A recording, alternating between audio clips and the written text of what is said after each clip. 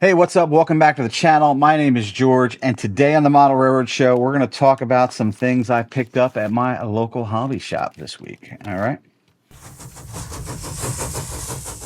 So, first, thanks for the response to the video about hobby shops, being under attack and all the changes that they are going through. A lot of new subscribers from that video, so welcome to the channel. A lot of views on that baby.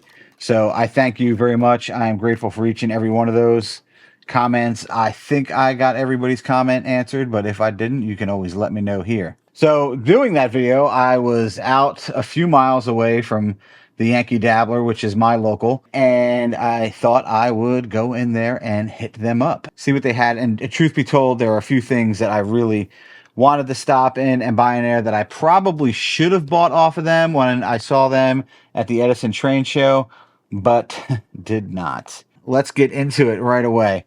First thing I bought is a few Tamiya paints. All right, I really like Tamiya paints. I bought some. Which one did I buy here? Yes, these are this XF25 light sea gray. And if you've seen my Milford coal and lumber video, which actually may not be out yet when this video is launched, so take a look for that. This is one of the colors I use to mix the color for the 50s Ford pickup that's in that video. Some white, because you always need two colors that you always need. I bought a white and a black, and I've got a couple of whites and blacks up here. I use a lot of them, so always keep some whites and some blacks together on your hobby desk. Like, you need it. I mean, whether you're darkening colors, lightening colors, you can use black to lay down control coats. I have these jars, which I will leave a link to down on Amazon below, that I use to thin paints. So this is probably like thinned 10 or 15 times. I mean, this paint is super, super thin. You really don't need a lot of paint with this Tamiya, especially when you're using a cheap airbrush. And I have my airbrush here, just to not go off the tangent on paints, but the airbrush I'm currently using is this Zenny, and I'll leave a link below to the video.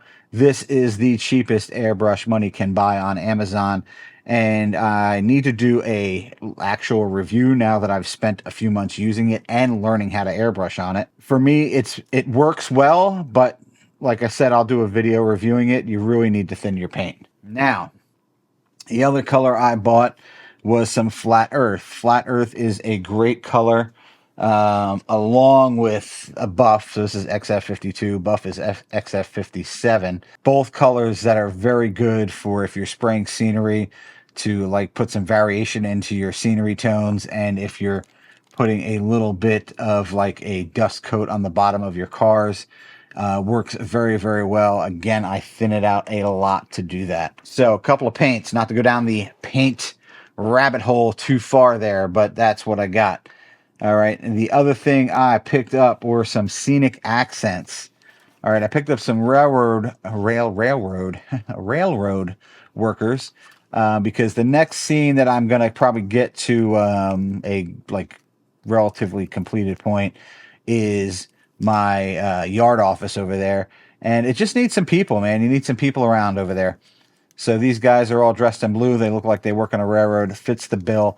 These things are not cheap, and they're not cheap anywhere. I want to say these are like $15 or $16, but I will tell you, people make the difference. When you're looking at somebody's railroad that has a fair amount of people on it, there is a difference. They help tell the story. And then I picked up some loading dock details, another forklift, some barrels and stuff. Really, I want it for the forklift, because my freight station in the back is going to be the next building that I'm going to be tackling.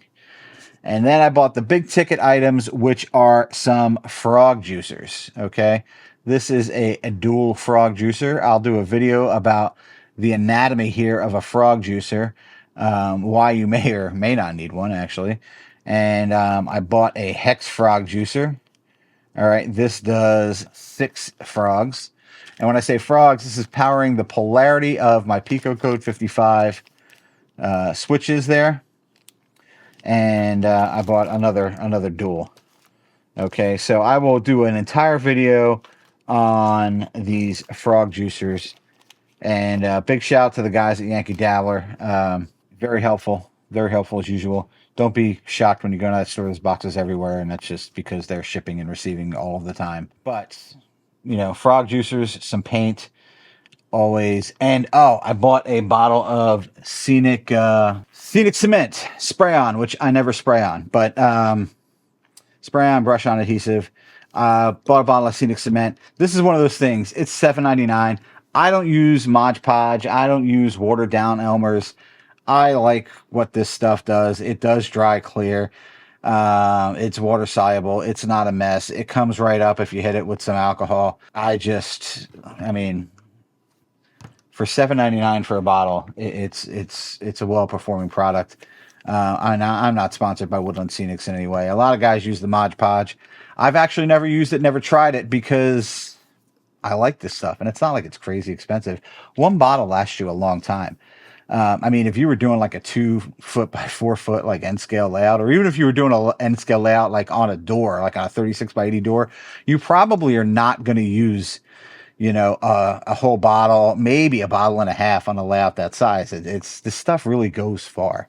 All right, the key is to, you know, shake it, and we can kind of go over, you know, how it works. But it's just you know, PVA glue watered down to, you know, whatever consistency Woodland Scenics does. I don't really mess with it. So that's what I got. Like I said, support your local hobby stores. I'll leave some links down below. As always, I'll leave the link down below for the Zenny airbrush.